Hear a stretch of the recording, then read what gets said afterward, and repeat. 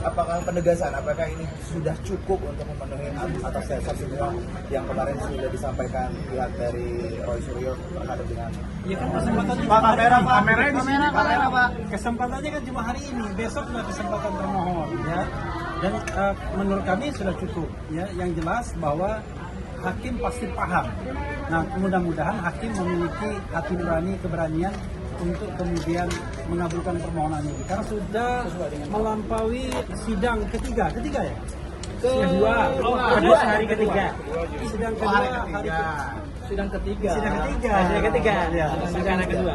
Sidang ketiga perkara bukan kedua lah, perkara Permohonan pra-peradilan kedua. Oke. Dan kita tahu tadi sudah menghadirkan 4 saksi dari pemohon dan 1 ahli. Intinya adalah kami ingin menegaskan yang kami uji ini adalah bukan benar atau tidaknya Mas Roy melakukan tindakan sebagaimana diatur dalam pasal 32 ayat 1.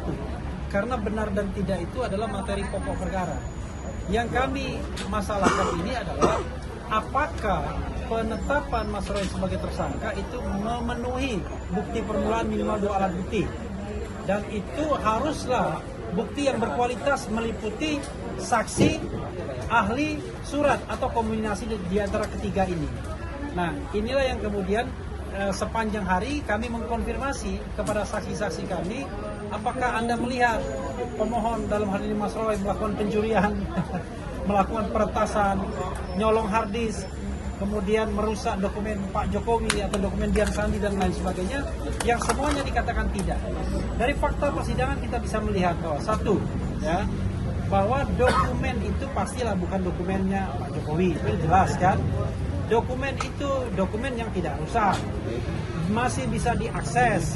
Mas Roy tidak melakukan kegiatan-kegiatan, tidak ada saksi yang membenarkan dia melakukan kegiatan-kegiatan hacking, kegiatan yang mencuri dokumen elektronik.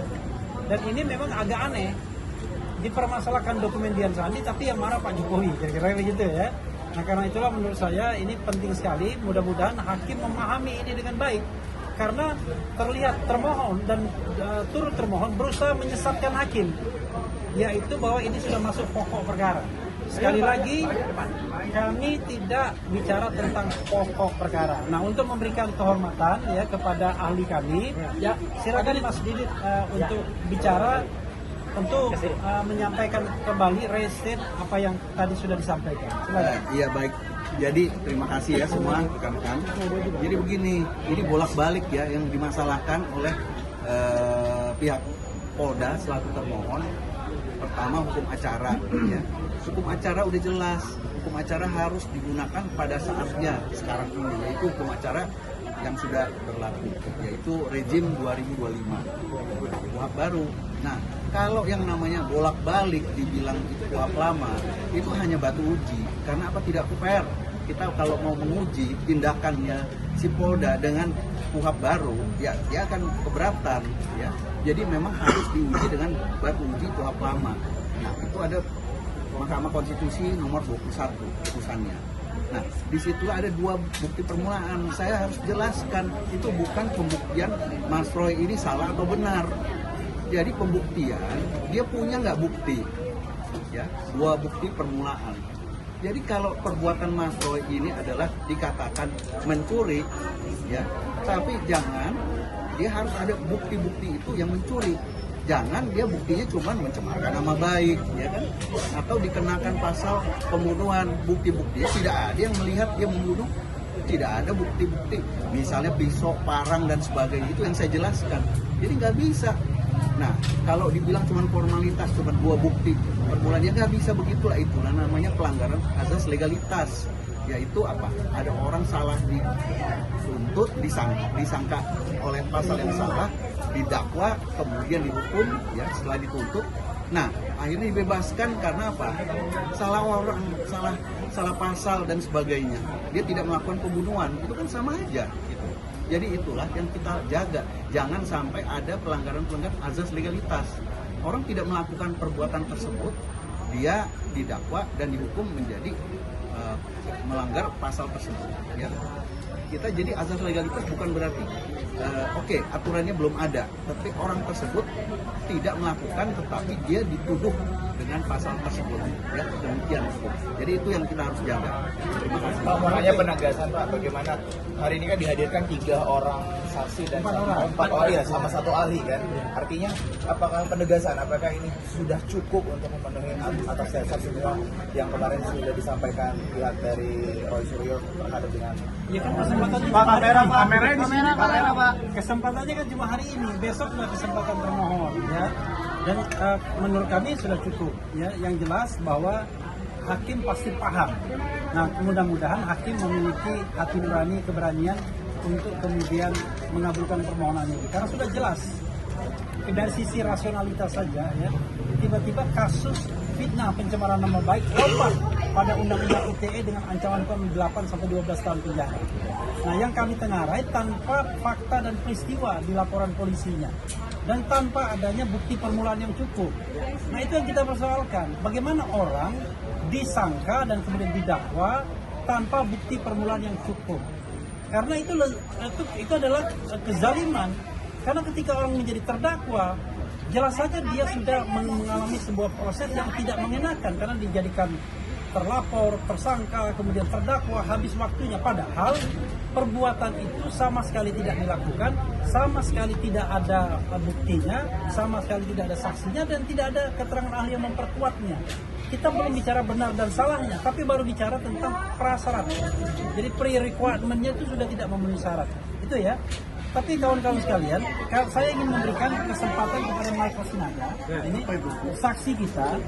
Michael ini YouTube-nya itu salah satu dijadikan barang bukti untuk Mas Roy yang katanya ngaprak-ngaprak dokumen dengan error level analysis. Tapi tadi dia sudah menerangkan bahwa apakah ada terbukti terkait dengan pasal 32 ayat 1 ketika ditanya oleh penyidik Polda Metro Jaya. Silakan Michael disampaikan kembali. Oke. Iya, mungkin dari saya begini Pak. Bang. Oh iya. Tertutup semua jadinya. Tapi nggak apa-apa. Gede banget. Iya.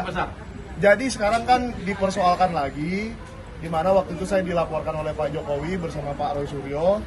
Kami dilaporkan dengan barang bukti video yang tadi kita sudah saksikan bersama-sama ya, sudah ditayangkan. Nah, yang saya bingung, kenapa di sini ada pasal yang menyatakan mengubah, menyembunyikan dan lain-lain, merusak dan ya pasal 32 itu. Karena yang kami lakukan di situ adalah mendiskusikan. Barang itu ditemukan di Twitternya Dian Sandi dan Twitter itu bisa diakses oleh siapa saja. Jadi itu bukan mengambil dari komputernya Dian Sandi, bukan mengambil dari komputernya Jokowi, gitu loh. Dan soal ijazah yang analog, ijazah yang fisik, kami semua tidak ada yang pernah melihat, ya. Yang pernah melihat itu hanya waktu digelar perkara khusus ya Pak ya, hanya digelar perkara khusus. Jadi saat saya diperiksa di BAP, dan saya yakin 100 orang saksi yang di BAP itu semuanya tidak pernah melihat ijazah asli Jokowi. Jadi sebenarnya ini perkara yang sangat-sangat aneh. Kenapa tiba-tiba ijazah asli Jokowi yang katanya analog itu yang disimpan di Polda Metro Jaya kok jadi barang digital? Nah, kalau sekarang saya memfoto Anda, apakah muka Anda itu jadi dokumen digital? Kan tidak begitu cara berpikirnya. Jadi, tolonglah diskusi-diskusi akademik, diskusi-diskusi ilmiah seperti yang saya lakukan dengan Pak Roy Suryo, jangan dikriminalisasi. Yes. Ya, tolong jangan dikriminalisasi lagi. Ini cukup, ini yang terakhir. Terima Mas kasih. Refli, sedikit mungkin bisa dijelaskan kapasitas dari Krisnamurti sebagai saksi itu bagaimana? Dia saksi yang diperiksa, dipanggil kan. Jadi dari 4 saksi, ya, dari 4 saksi yang kita ajukan itu adalah saksi yang memang dipanggil. barang bukti yang dihadirkan hari ini itu apa saja? Iya, Dan ada kemudian, ada video, ada 5 video, kemudian 1 link videonya apa saja Mas, boleh di detail? Ya, Videonya apa saja yang kita videonya yang apa? selain Ya, dari ya, YouTube. Ya, videonya adalah podcast bersama Mas Roy dan Ya. Michael Sinaga. Oke, itu di kemudian Santana juga Podcast, ya, ya. di Santana Podcast. Biar Kemudian terkenal juga Santananya. ada video dari Langkah Update. Ya. Kemudian juga ada video dari salah satu stasiun TV yang memberitakan Pak Jokowi menyerahkan ijazah. Oh iya, analognya. kalau itu ya, kalau itu dari ya, video. betul ya. Ini gara-gara TV kan. Dia tanya, sengaja. Ya. Boleh Pak, lanjut Pak. Nah, kemudian ada 5 video ya.